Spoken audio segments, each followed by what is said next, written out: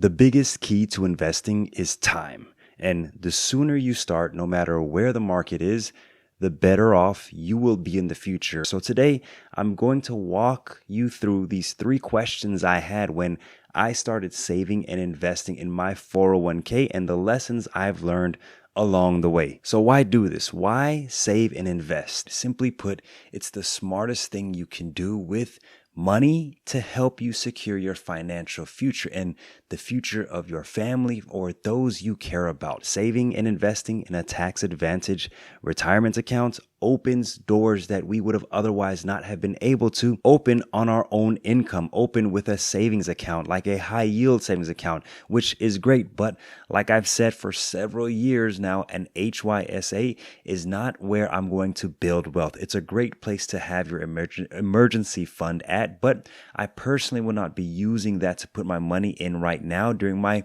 wealth accumulation years of my life. Either way, saving and investing is important for your future. And let's face it, you will have worked too hard to not have anything to show for it at the end of your career. The next question about saving and investing is, where do I invest? In one way or another, everyone who works has access to a retirement savings plan, such as a traditional IRA, a Roth IRA, 401k, SEP IRA, 403b, 457b, or simple IRA. Even a taxable account is going to be an important one that you're going to want to have as you're saving for retirement. There will be a video pop up at the end of this video that you can click on. And in that video, I get into the specifics of some of my favorite savings accounts. So make sure you check out that video after watching this. Now, this leads me to the next question I had. How much should I invest? How much should you invest?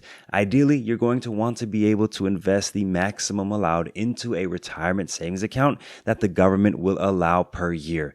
This is why I think saving at least 30 to 50% of your income is the way to go. This is going to get you faster to retirement. Some financial personalities suggest that you save and invest at least 10 to 15% of your monthly income. I think this is a little bit low, but for some people, I understand this may be all that they're able to do. But let's take a look at what this means for a 25-year-old who invests 10% of his $20,000 annual salary in an S&P 500 index fund for 40 years. That person could possibly retire with anywhere between $700,000 to $2.3 million, depending on what annual average rate of return you use for this calculation. And this is going to be based on a past study of the average of all the 40-year returns of the S&P 500 since 1928 by one of my favorite investment educators, Paul Merriman. The most remarkable aspect of someone retiring in 40 years, investing $200 a month and potentially earning $2.3 million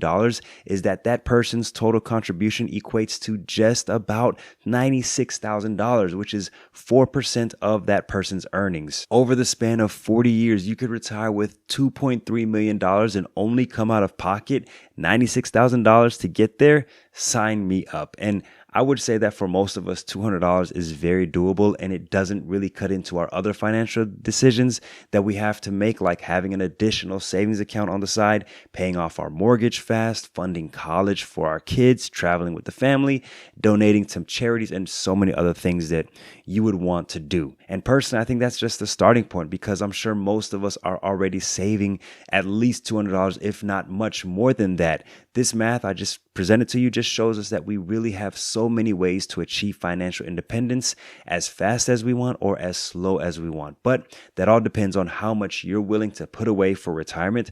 Hopefully it will be more than $200 a month, and hopefully you'll be able to build it to that 30 to 50% range that we're trying to target, so that way we can definitely achieve financial independence sooner than later.